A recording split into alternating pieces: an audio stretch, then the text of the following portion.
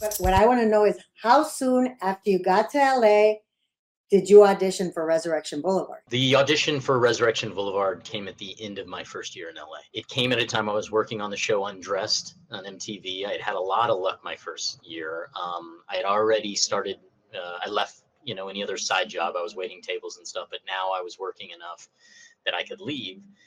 And at the end of my first year, the audition for Resurrection Boulevard came, and it was right, my grandmother had died just right at that same time, and I had to abandon the audition, go home, be with family. Didn't say I had to, I wanted to. And so it seemed like a missed opportunity. And lo and behold, a month later, they still hadn't found their guy.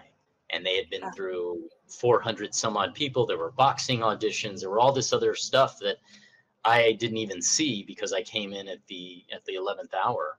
And thankfully for that, Bob Moronis brought me in. We had a general. He showed me all the people on the wall who he wanted in the roles that I was auditioning for, which is the strangest thing.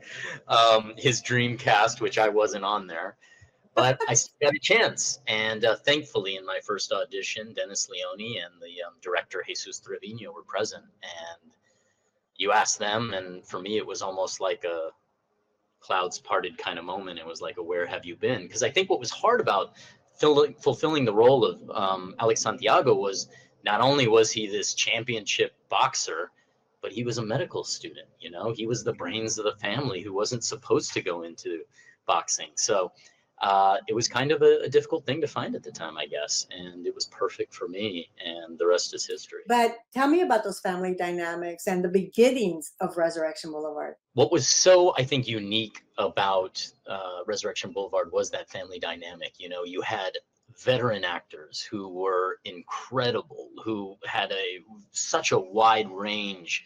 And then you had a lot of us newer actors, that were cast.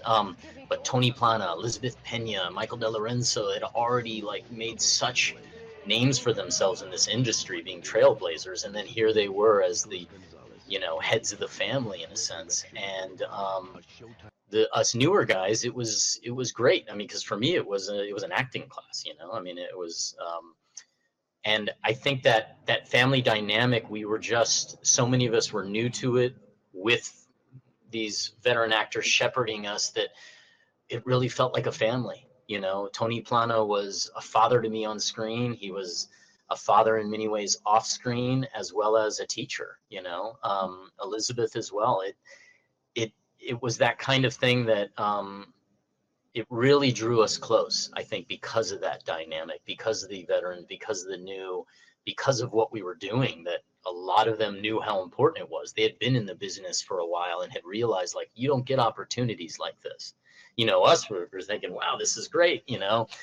My first series, I didn't realize that, how great we had it. I didn't realize just how unusual this opportunity was, and I'm a fan of TV myself. I grew up watching, and yet, here I thought, I didn't realize that we were being held back as much as, we were. And here were the people that were fighting for it. So you mentioned Dennis Leone. He was the creator of the show. So talk a little bit about him, the creator of Resurrection Boulevard.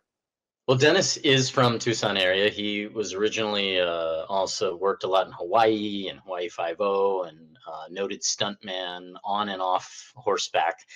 And he'll tell you about it. Mountain of a man, and just a beautiful human being who I really credit so much my career to, and for him taking that chance on me. But he had to fight really hard, for this story, and so many different things that they wanted to change about it and take away, that he's always been such a strong proponent for Latinos in the industry, and especially with Resurrection Boulevard. Congratulations beforehand on the celebration of the 25th anniversary of Resurrection Boulevard.